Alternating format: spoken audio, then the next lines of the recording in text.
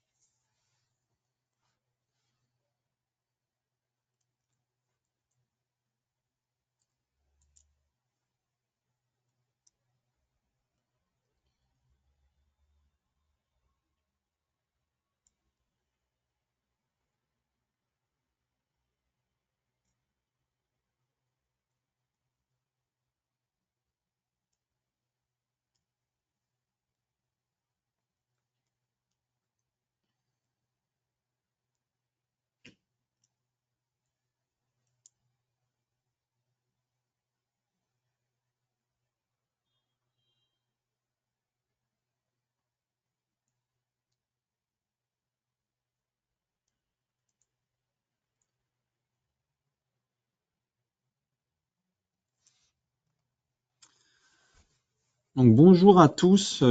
Tout d'abord, je vous remercie énormément d'être présents aujourd'hui avec nous. Merci à ceux qui nous font déjà confiance et enchanté de faire la connaissance de ceux qui peut-être nous connaissent pas. Le but aujourd'hui de ce webinaire, c'est notamment de parler d'actifs privés. On va procéder en 4 étapes, hein. On va vous présenter bien entendu les marques, donc qui est Siena Investment Manager, qui est Cedrus Partners.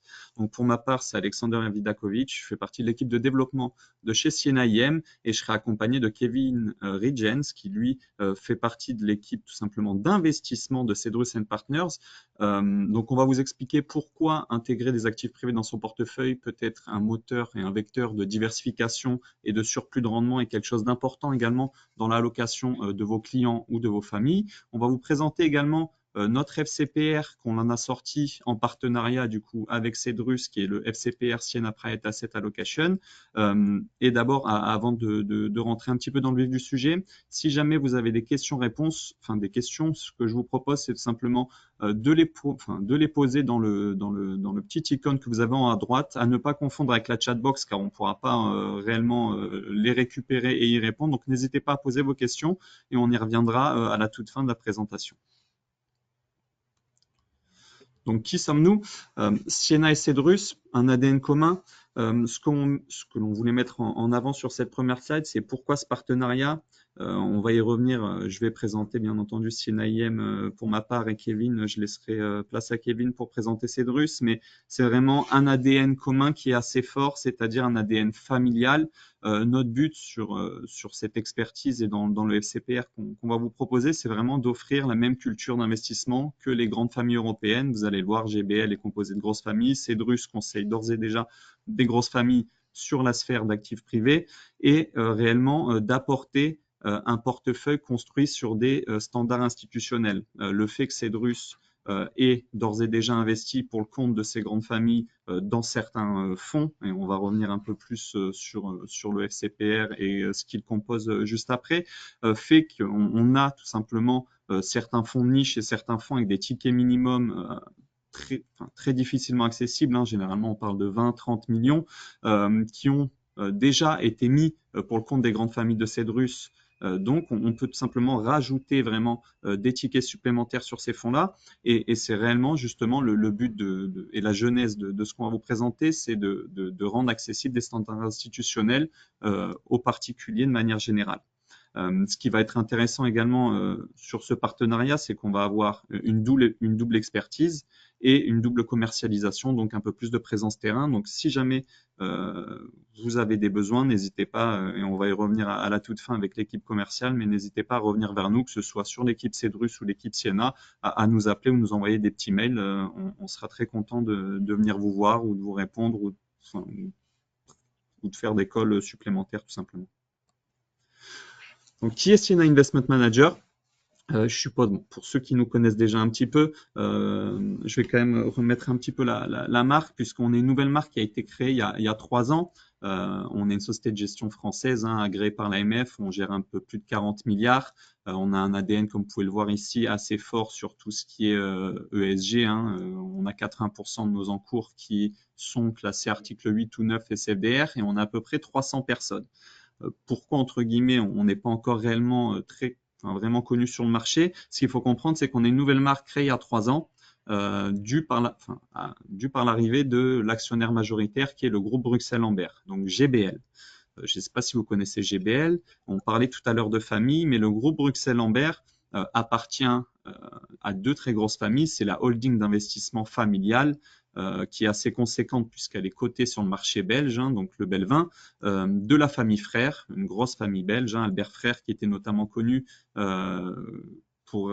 considéré comme le roi du CAC 40, de par sa participation dans les boards de grosses entreprises françaises, et la famille Desmarais, qui elle est la plus grande famille canadienne, spécialisée dans les actifs financiers d'ores et déjà, puisqu'elle gère plus de 1000 milliards en Amérique du Nord à travers des assureurs et des asset managers. Ce qu'il faut comprendre, c'est que les deux patriarches des familles se sont rencontrés il y a une 60aine d'années, ont décidé de diversifier leur portefeuille au niveau européen. Ils ont encore d'ailleurs d'énormes participations, que ce soit sur le côté et sur le non-côté. Puis ils se sont rendus compte qu'ils avaient bâti une réelle expertise pour compte propre et qu'ils voulaient en faire bénéficier les comptes de tiers. Donc, comment on en est arrivé à ces 40 milliards-là? Je n'aurais pas la présomption de vous dire que c'est grâce à notre équipe commerciale, même si j'espère qu'on a quand même fait du bon travail, mais c'est notamment par le rachat d'expertise. Donc, on a un modèle multi-boutique, on fait du côté et du non-côté. On a racheté des expertises sur chacune d'entre elles. Donc, on va vraiment du monétaire à de l'obligataire, du diversifié, de l'action. Et sur le non-côté, on va de la dette privée au private equity, à l'immobilier, à l'infrastructure. Donc, voilà un petit peu en ce qui concerne Siena Investment Manager. Puis, je vais laisser maintenant Kevin vous présenter Cedrus Partners. Merci Alexander, bonjour à tous. Cedrus, c'est une société de conseil en investissement pour une clientèle historique de fondations, associations et de family office, donc des personnes qui ont un degré de sophistication et d'exigence relativement élevé. Et donc moi, je fais partie de l'équipe d'investissement, donc on est 5 personnes dédiées au sourcing et à la sélection de fonds d'actifs privés sur toutes les quatre grandes classes d'actifs. On est tous issus de sociétés de gestion, donc on connaît bien l'univers. Et donc notre métier, ça va être de déployer l'argent qui nous est confié par nos clients, donc entre 400 et 500 millions d'euros par an, à travers différents fonds. Et aujourd'hui, on travaille sur un univers de 2000 fonds référencés chez nous, c'est-à-dire que sur ces 2000 fonds, on a une note d'analyse, on a rencontré les équipes, etc. Et on a généralement un taux de sélectivité d'1% parmi ces 2000 fonds référencés. Donc voilà, on essaye d'être sélectif. Et l'autre partie de notre métier, et puis on en parlera peut-être un peu plus tard, c'est aussi à force de rencontrer des gérants et de faire des analyses sur ces classes d'actifs, de se forger des convictions, d'essayer de comprendre quelles classes d'actifs sur les marchés privés sont les plus pertinentes en fonction du contexte macroéconomique. Et tout ça, ça se traduit par un track record historique d'environ 15% de TRI net pour un de nos gros clients Family Office on a sous conseil depuis une dizaine d'années. Merci beaucoup, Kevin. Donc, on va passer un petit peu sur pourquoi intégrer des actifs privés dans votre portefeuille. Nous, ce qu'on aime bien, entre guillemets, chez Siena et chez Cedrus, c'est de parler des 3 S du non-coté de manière générale et du private equity. Le premier S concerne la surperformance. On peut le voir avec le graphique qui est en haut à droite ici. De manière générale, hein, ici, on va avoir une étude qui est plutôt sur le marché européen, mais les graphiques sont les mêmes, hein, que ce soit aux US ou de manière globale. On peut voir que sur une étude de 15 ans réalisée par France Invest et EY, on a le private equity qui, de manière générale, surperforme de manière assez conséquente les marchés cotés. Donc ça, c'est le premier vecteur que peut apporter le non coté. Le deuxième, c'est vraiment une diversification supplémentaire. Le but, c'est que vous mettiez dans vos allocations un petit peu de tout pour venir lisser les risques. Et notamment, le non-coté apporte une chose qui est assez intéressante, c'est entre guillemets la décorrélation des marchés financiers et également le manque de volatilité. On peut le voir également sur le petit graphe à droite.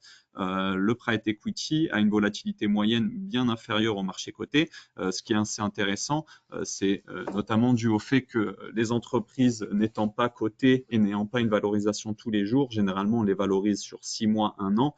Donc ça nous permet d'avoir entre guillemets une réelle décorrélation et une réelle diversification supplémentaire dans les allocations.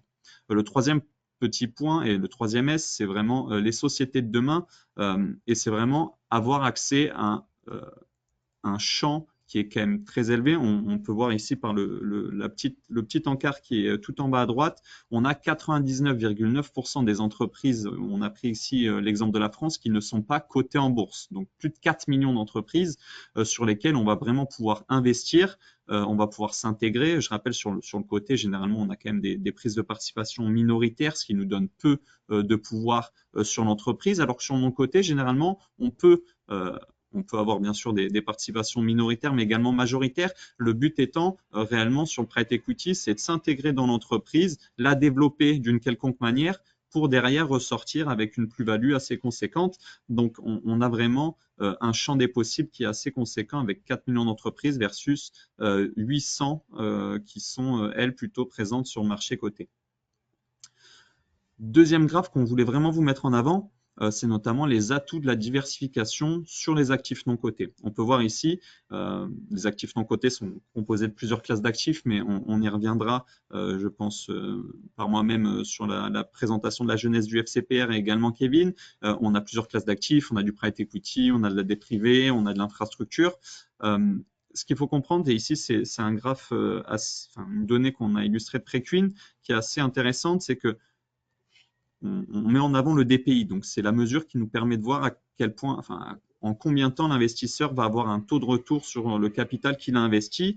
Et on peut constater que lorsqu'on diversifie également notre poche de non-coté, si on ne fait pas que du PE, que de la dette privée, on va optimiser notre rendement et avoir un retour sur investissement 2 ans avant que si on investissait tout simplement directement dans le private equity. Donc, on va venir maintenant vous présenter un petit peu notre solution également juste après et notre FCPR et notamment un multi-actif, donc il va pouvoir venir investir sur toutes les poches et c'est vraiment un argument qui est assez important, c'est que ça vous permet d'avoir un potentiel de rendement supplémentaire grâce à la diversification, mais également de venir lisser votre risque.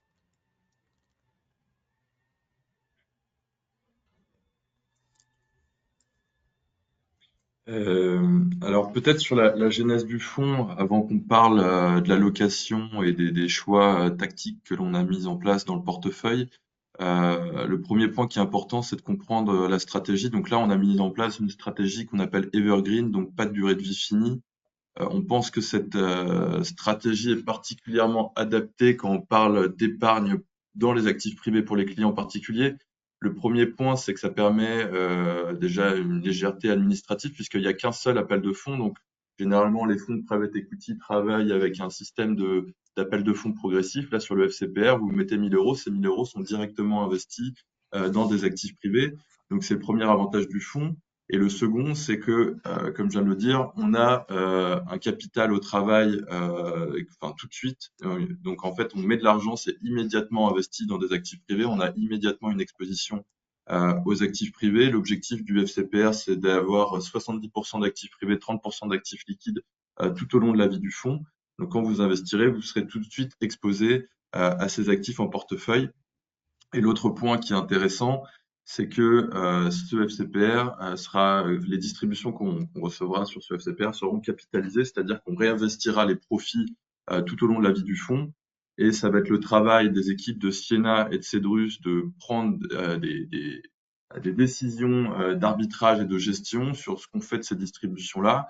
Et c'est pas le porteur de part final qui va choisir d'arbitrer ces distributions et de choisir les choix d'allocation qu'il doit faire. Donc nous, c'est notre métier de prendre ces décisions-là. Donc on pense que ça va être aussi bénéfique pour le porteur de part, puisqu'on va essayer d'avoir un FCPR qui va traverser les cycles et qui soit toujours adapté en fonction de la conjoncture économique, puisque notre métier, c'est d'émettre des convictions, de trouver les opportunités qui sont adaptées au cycle, et donc de réinvestir les profits au fil de l'eau dans les stratégies qui nous paraissent être les plus intéressantes. Donc, toutes les graphiques d'allocation qu'on va vous présenter aujourd'hui pourront être différents demain.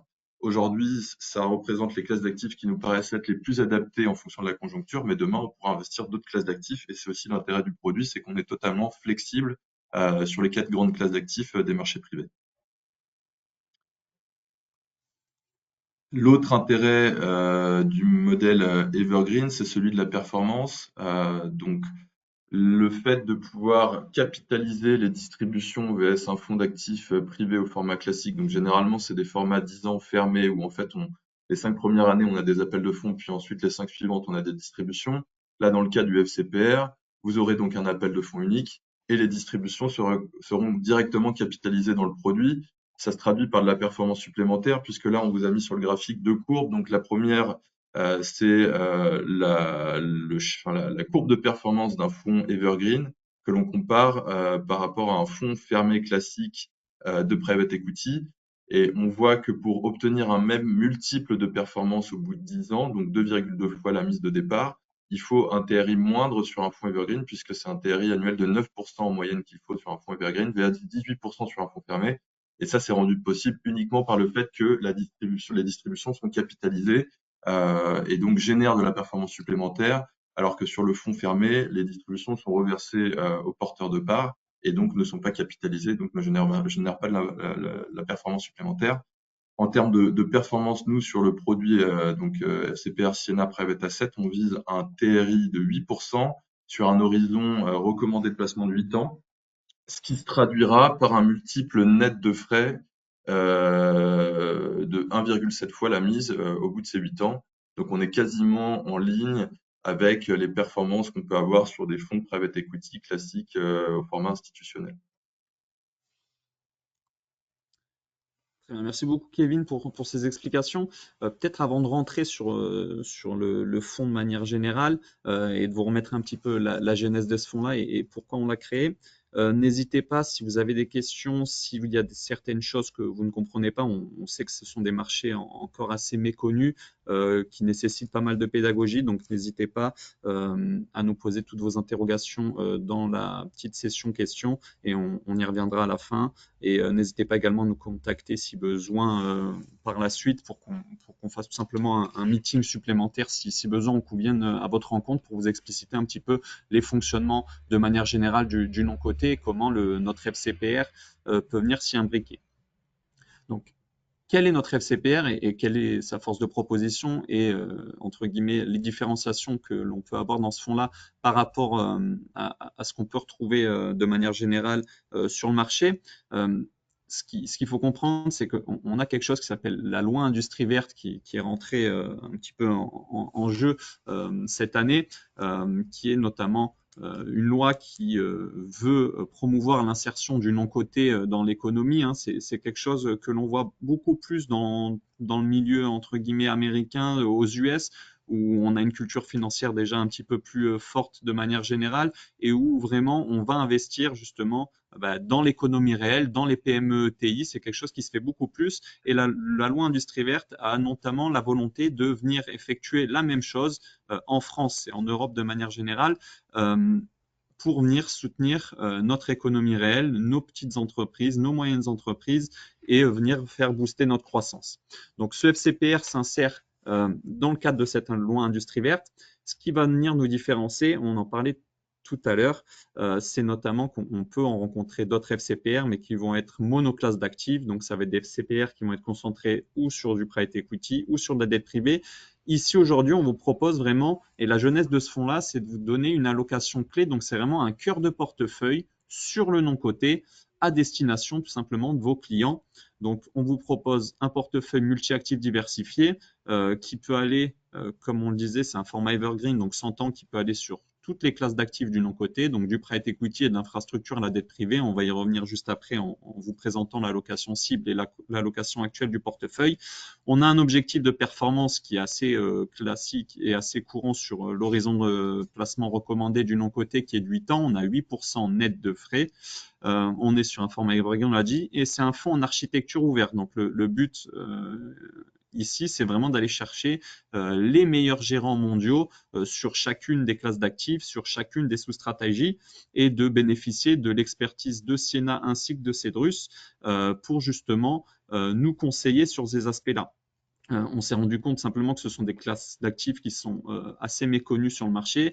Il y a déjà pas mal de classes d'actifs, pas mal d'éléments à venir comprendre là-dedans, pas mal de sous-stratégies qui viennent les composer et qui complexifient la chose. Ici, c'est vraiment d'avoir une allocation clé en main effectuée par des experts, notamment de chez Cedrus et de chez Siena, ou vraiment en fonction de tous les momentum de marché, mais c'est vraiment pourquoi aller chercher du venture capital, pourquoi aller chercher du secondaire, pourquoi aller chercher du primaire, pourquoi faire de la dette privée ou de l'infrastructure à ce moment-là. Donc déjà, en termes d'allocation, on va avoir tout simplement une allocation clé en main. Et derrière, c'est d'aller chercher, on a énormément de GP dans l'écosystème du non-coté, mais je pense que Kevin y reviendra. Le but, c'est vraiment d'aller sélectionner les meilleurs sur chacune des sous-stratégies et c'est quelque chose et c'est un travail qui est assez conséquent. Donc, c'est vraiment le but de ce fonds-là, c'est donner accès vraiment à des standards institutionnels au monde retail de manière générale, puisqu'on a un minimum de souscription de 1 000 euros, mais on y reviendra après. Certains assureurs ont mis, entre guillemets, des tickets d'entrée un petit peu plus élevés. Et bien entendu d'offrir du coup une allocation clé en main, multistratégie sur mon côté qui va composer une poche de diversification assez intéressante pour potentiellement vos clients. Comment s'imbrique le partenariat Siena et Cedrus tout simplement, on va avoir bien entendu du coup la double expertise, que ce soit sur l'analyse macroéconomique, on va avoir également sur le sourcing des opérations des comités d'investissement qui sont commun aux deux entreprises. Siena va être le gérant de tête du portefeuille et va s'occuper, on va le voir juste après, mais de la poche liquide du portefeuille. C'est un portefeuille qui va être 70-30, donc 70% sur le non-coté, 30% sur le côté. Donc la poche de côté, c'est quelque chose que l'on fait très bien chez Siena. Ça va être une poche de liquidité pure et dure, donc ça va être du monétaire, sur du pan-européen investment grade, donc des émetteurs de très bonne qualité. Et on va même avoir une solution assez innovante que l'on a chez Siena, qui est une solution de trésorerie qui s'appelle Siena Trésorerie Plus, qui, elle, est un fonds également hybride qui mixe le côté et le non-côté et qui va nous apporter justement le meilleur des deux mondes, la liquidité, mais également ce surplus de rendement et de diversification au sein même de la poche liquide. Donc voilà un petit peu comment s'imbrique le partenariat. On a également les suivis des investissements qui sont de manière commune et une double commercialisation et une double présence de terrain, que ce soit de la part de chez Siena et de la part de chez Cedrus, mais on le verra à la fin, on est du coup 6-7 sur la présence terrain dans toute la France, donc n'hésitez pas si besoin. Juste avant de parler de la location, peut-être revenir sur un point qui est important que tu mentionnais, Alexander, c'est sur la liquidité. Donc, en plus d'être evergreen, le produit propose une liquidité autoportée. Donc, c'est un produit semi-liquide, c'est-à-dire que en phase de lancement, donc depuis à compter du 1er juillet 2024, on a une période de lock-up de 5 ans. On construit le portefeuille. Et à l'issue de cette période-là, on sera capable de proposer 2 fenêtres de sortie pour les porteurs de parts par mois. Donc ça rend en fait le produit liquide alors qu'on investit sur du long côté. Donc c'est aussi l'intérêt du produit de pouvoir rentrer et sortir donc 2 fois par mois avec des naves bimensuelles. Et c'est aussi l'objectif que l'on se fixe sur ce fonds-là, c'est de pouvoir honorer la totalité des rachats et de faire face à toutes les situations et de pouvoir donc voilà honorer les éventuels rachats auxquels on devrait faire face pour les porteurs de parts. Donc ça explique en fait aussi cette allocation. Donc on aura une poche d'actifs liquides, comme le disait Alexander, qui représentera à peu près 30% du FCPR et qui sera investi en majorité sur des supports gérés par Siena. Et ensuite, on aura 70% du fonds qui sera investi dans des stratégies d'actifs privés en totale architecture ouverte. Et donc, on aura majoritairement du private equity qui sera la grosse brique, qui représentera entre 50 et 60% de l'allocation. Donc, notamment sur des stratégies de LBO en mid-market, on y reviendra un tout petit peu, mais aussi en fonds de co-investissement et fonds de secondaire, parce qu'on pense qu'il y a un bon point d'entrée, le market timing est plutôt bon pour investir sur ce type de stratégie. On aura aussi, de manière plus opportuniste, un peu d'exposition à des fonds grosses et de VC. On a déjà investi dans un fonds gros qui fait de la transition énergétique. Et puis, enfin, l'autre grosse composante de l'allocation, ça sera les infrastructures.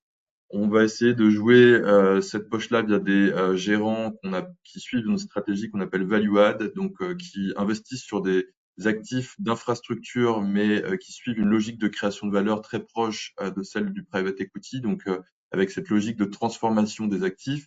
Et donc les infrastructures, c'est tout ce qui va être en lien avec les transports, l'énergie, le digital, les data centers, etc. Donc des actifs très résilients et on pense aussi des actifs de demain, donc c'est important d'en avoir dans le portefeuille.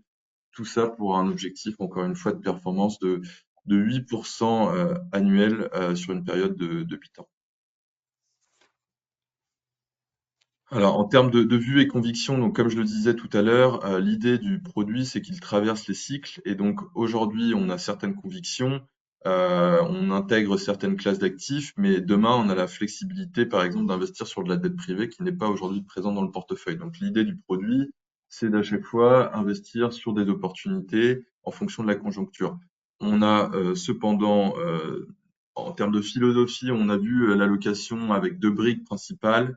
La première, c'est donc les grandes tendances de demain. On va investir dans des sociétés qui vont aussi bénéficier de cette croissance sur le long terme. Donc là, on retrouve notamment la transition énergétique, la santé, la digitalisation, la démographie. On peut investir aussi sur le vieillissement de la population. On l'a dit, on aura des data centers via les infrastructures. Donc, on veut investir aussi sur des actifs, puisque là, on parle de temps long. Généralement, c'est des périodes de détention via les fonds qui vont de 5 à 7 ans.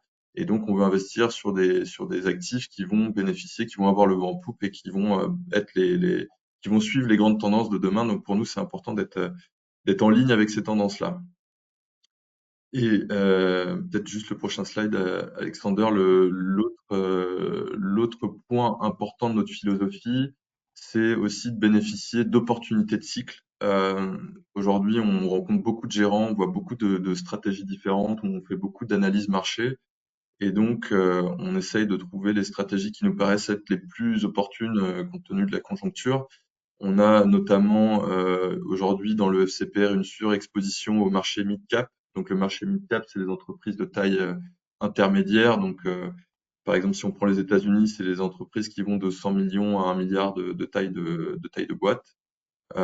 Pourquoi le marché mid-cap? Parce que déjà, on pense que le point d'entrée en termes de prix est plus attractif que sur le marché large cap, puisqu'on est parfois à des multiples au-dessus de 15 sur le marché large cap, alors qu'on est en dessous de 10 sur le marché mid cap. Donc déjà, le point d'entrée en termes de prix est plutôt attractif. Donc si vous achetez des sociétés à un prix correct, vous avez déjà plus de chances de créer de la valeur sur les 5 ou 7 prochaines années. Donc ça, c'est le premier point. Et puis surtout, la logique de création de valeur sur le marché du mid-cap est différente que celle que mettent en place les gérants sur le marché du large-cap, puisque sur le mid-cap, ils vont plutôt essayer de comprendre les problématiques opérationnelles auxquelles fait face la société et vont essayer d'améliorer la société, mais avec voilà, des leviers de création de valeur qui sont plus liés à son activité, plutôt que mettre du levier ou rajouter de la dette sur cette entreprise. Donc nous, ce qu'on va chercher à mettre en place, c'est de sélectionner des gérants qui sont très spécialistes d'un secteur ou d'une géographie en particulier, donc qui connaissent vraiment les problématiques des entrepreneurs dans lesquels ils investissent et qui sont capables de créer de la valeur en apportant donc soit une complémentarité avec le business ou alors permettre de développer d'autres choses que l'entrepreneur pouvait pas faire tout seul, par exemple faire du M&A, créer un département financier, internationaliser l'entreprise, etc. Donc tout ça, c'est des choses qu'on retrouve vraiment dans les gérants qu'on a déjà sélectionnés au sein du FCPR et ce qu'on essaye de viser. L'autre opportunité de cycle, et ça se retrouve aussi dans l'allocation, c'est les opportunités sur le marché du private equity secondaire en particulier. Aujourd'hui, il y a une grosse pression sur les vendeurs. Donc en fait, ça se traduit par des points, des discounts à l'entrée plus attractifs pour les acheteurs de private equity secondaire. Donc en fait, ça nous permet, nous, de cristalliser de la performance tout de suite, d'éviter d'avoir de la courbe en J sur le FCPR. On vous présentera les chiffres tout à l'heure, mais le fait d'intégrer du secondaire, ça nous permet de lisser cette courbe en J. Et ça s'explique aussi parce que voilà, il y a des discounts importants à l'entrée, ce qu'il n'y avait pas il y a 3 ans. Donc aujourd'hui, on pense que cette classe d'actifs est attractive, mais encore une fois, demain, on pourra retrouver d'autres classes d'actifs qui ne sont pas présentes aujourd'hui dans le portefeuille. Donc, en termes de composition du fonds, donc ça c'est une image au 31/12/2024. On a donc deux supports, donc tout en bas du slide, on a deux supports monétaires, donc qui composent la poche d'actifs liquides. Ensuite, on a trois fonds d'actifs privés qui ont déjà été investis. Donc, on a le fonds BlackRock et le fonds Unigestion, qui sont deux fonds de co-investissement. L'intérêt de ces fonds-là, c'est qu'ils sont déjà déployés depuis 2 ans. Donc, en fait, le fait de les investir cette année en fait, on gagne déjà 2 ans de déploiement. Donc, on évite aussi d'avoir de la courbe en J grâce à ces supports. Et en plus, ces deux fonds ont l'intérêt d'être investis sur les grandes tendances que je décrivais tout à l'heure, donc parfaitement en ligne avec la philosophie du FCPR. Et enfin, le dernier fonds, c'est Nordic Alpha Partner Fund 2, donc un fonds de growth qui investit sur la transition énergétique et qui est particulièrement investi sur les pays nordiques. À ces fonds-là, on a souscrit dans deux autres supports on avait fait la souscription au 31/12, mais on n'avait pas encore investi dans ces fonds-là. C'est le fonds GIP5, qui est un fonds d'infrastructure value add, donc un fonds qui va investir dans des actifs d'infrastructure, mais avec cette logique de transformation type private equity. Donc en fait, le gérant de JIP va quasiment avoir des performances similaires à celles qu'on pourrait avoir sur les autres fonds de private equity qui composent le portefeuille. Et enfin, on a aussi investi dans le fonds Cyclade 7, qui est un fonds de LBO français, donc qui va investir sur du mid-cap France, aussi avec cette logique de transformation et qui vient renforcer en fait l'exposition à l'Europe et à la France. Donc aujourd'hui, donc si on exclut ces deux fonds-là, JIP5 et Cyclade 7, et qu'on se base uniquement sur les supports qui sont investis, en termes d'exposition au non-coté, on est autour des 45%. Et en termes d'exposition géographique, on a une majeure Europe, donc environ 42%. Je pense que cette poche-là va grossir au fil des mois. On va être plutôt autour des 50-60%. C'est l'objectif de gestion et surtout d'être très diversifié d'un point de vue sectoriel. On prend pas de gros paris sur un secteur en particulier, mais on essaie plutôt de trouver des gérants qui ont des expertises fortes sur un, deux, trois secteurs au maximum. Et donc, voilà, d'être diversifié au maximum d'un point de vue sectoriel. Et en termes de performance, on est plutôt content des résultats puisque sur la part, donc A2, la part qui a été lancée à partir du 2 juillet 2024, donc sur 6 mois, on a déjà eu une performance de 4,78. Donc, si on traduit ça de manière annuelle, ça fait 9,79. Donc, on est au-dessus des 8% de TRI annuel d'objectif. Et surtout, on est en phase de lancement. Donc, généralement, c'est là où on a de la courbe en J. Grâce à l'intégration des fonds de co-investissement et demain des fonds secondaires, on est capable du coup de lisser cet effet-là. Et donc, on est plutôt content dès les 6 premiers mois, de pouvoir générer de la performance, en tout cas légèrement au-dessus de l'objectif des 8% de TRI annuels. Peut-être petit point à rajouter aussi là-dessus, le choix des allocations et des sous-stratégies, bien entendu, des fonds sur lesquels on investit sont très importants.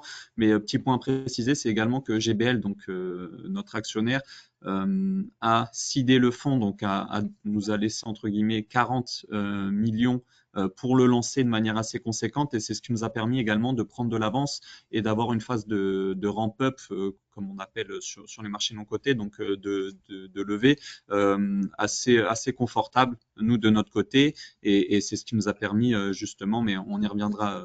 J'ai déjà vu des questions un petit peu sur les performances. On y reviendra juste à la fin, mais c'est ce qui nous a permis, ne serait-ce que d'ores et déjà sur les 6 premiers mois, de lisser cette courbe en J et d'avoir de la performance positive, ce qui est quelque chose quand même d'assez conséquent pour un fonds en phase de levée.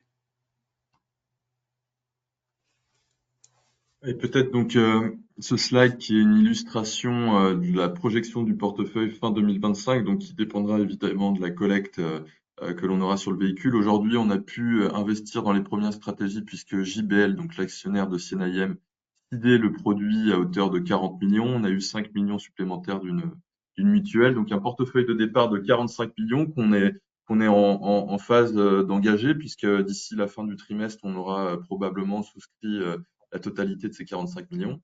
Et donc l'idée, fin 2025, donc, c'est de collecter 50 millions supplémentaires et de les investir dans des stratégies qui sont complémentaires par rapport au portefeuille actuel. Donc investir notamment dans du secondaire. Donc vous voyez, il y a Alpinvest qui a été déjà présélectionné, mais on prévoit de faire un autre fonds de secondaire pour 5 millions. Et puis ensuite investir sur des fonds, comme je le disais, des géants qui sont spécialistes d'un secteur ou d'une zone géographique en particulier. Donc on retrouvera surtout un fonds spécialisé sur les Nordiques, un fonds spécialisé sur les DAR, donc les DAR c'est Allemagne, Autriche, Suisse, un fonds spécialisé sur la santé et un fonds spécialisé sur la décarbonation, tout ça pour aussi générer de la performance complémentaire dans le futur, puisque ça va être via des stratégies de LBO, donc qui vont avoir les objectifs de performance les plus ambitieux par rapport aux autres classes d'actifs et autres fonds présentés dans le portefeuille.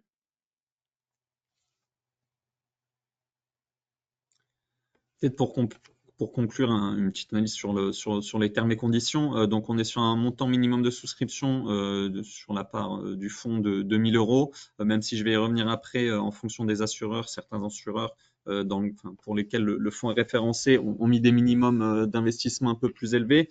On est sur des frais de gestion qui sont plutôt assez conformes à ce qu'on peut voir sur le marché, même un petit peu en dessous, puisqu'on est à 2% de frais de gestion, dont 1,50 qui est rétrocédé à l'assureur, et 1,65 max sur les frais de gestion indirects, comme c'est un portefeuille en fonds de fonds. Ce qui est important de prendre en considération là-dessus, c'est qu'on s'est laissé sur les frais indirects, on parle bien de frais indirects max, on s'est laissé des marges de manœuvre. Comme on est sur un format evergreen, en fonction des momentum de marché, peut-être qu'on va vouloir aller chercher des sous-stratégies qui sont un peu plus niches, un peu plus coûteuses, mais également qui peuvent être vectrices de performances supplémentaires. Donc, on s'est laissé un budget un peu plus large, mais ne vous inquiétez pas là-dessus. Pour le moment, on est quand même sur des frais de gestion indirects qui sont quand même bien plus faibles que le max. On est autour de 1,10 à l'heure actuelle. Et petit point important aussi à noter, c'est qu'en termes de commission de surperformance, on n'en a pas dans le fond. Donc, c'est un petit point à noter. En termes de référencement, donc le fonds est référencé chez Generali, chez Cardif également. Je parlais tout à l'heure de minimum de souscription qui peuvent changer d'un assureur à l'autre. Cardif a notamment mis ce minimum-là à 20 000 euros.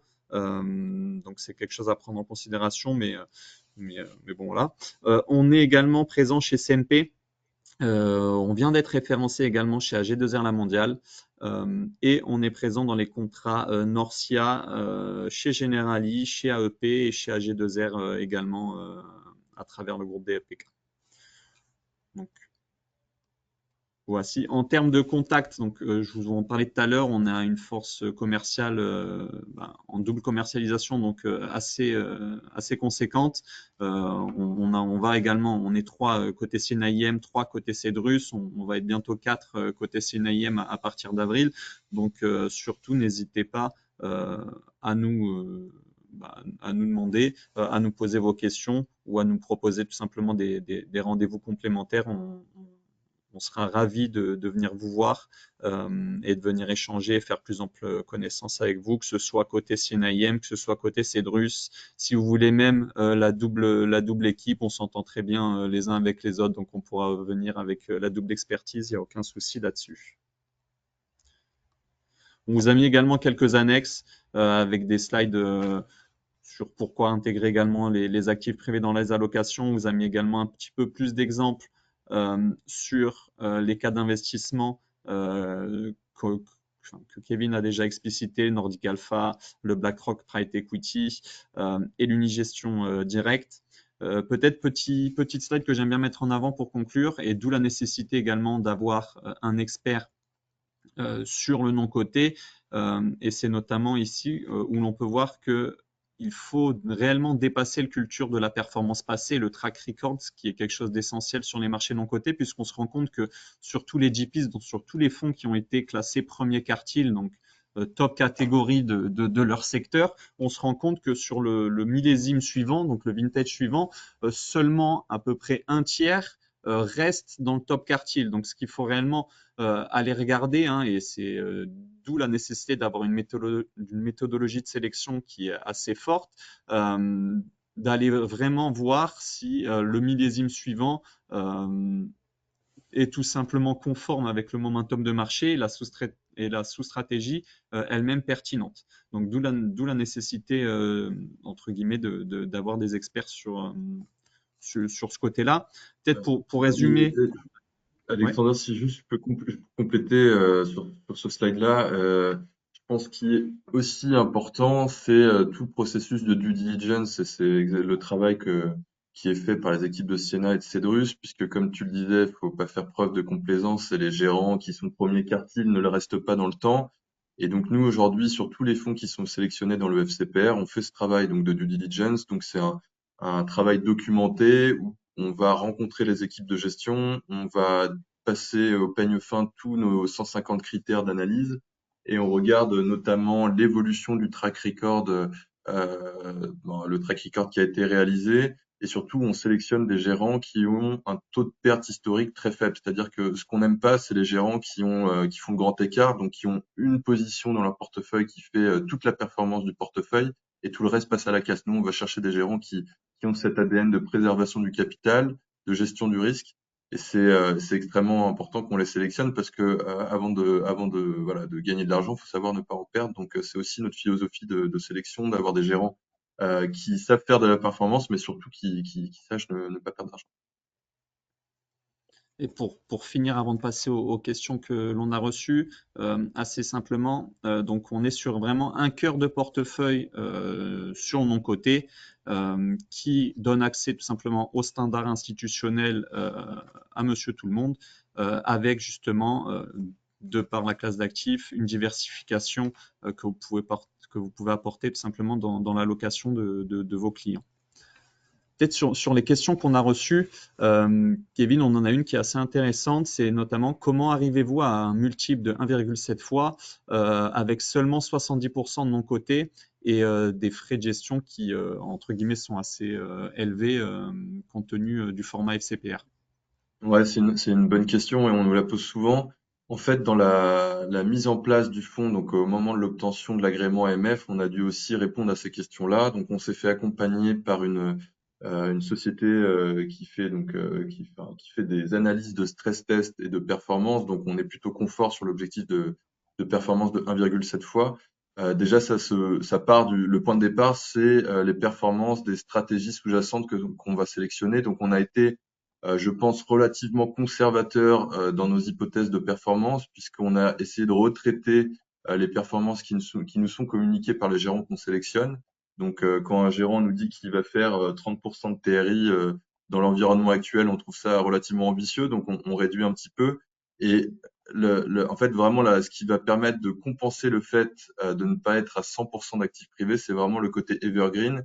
Et c'est ce qui va faire la grosse différence par rapport à un fonds d'actifs privés, c'est qu'en fait, toutes les distributions, et surtout sur cette phase de ramp-up, donc des 5 premières années, vont être capitalisées et vont en fait être réinvestis dans des nouveaux fonds de private equity qui vont aussi, eux, travailler les 10 prochaines années. Et ça, en fait, cet effet-là, il permet de compenser le fait d'avoir une poche cotée sur le long terme. Et cette poche de côté, on a fixé un objectif entre 2 et 3%, donc on n'est pas non plus sur le haut du panier en termes de performance. On veut que cette poche-là, elle soit surtout très peu volatile et serve à répondre aux éventuels rachats auxquels on pourrait faire face.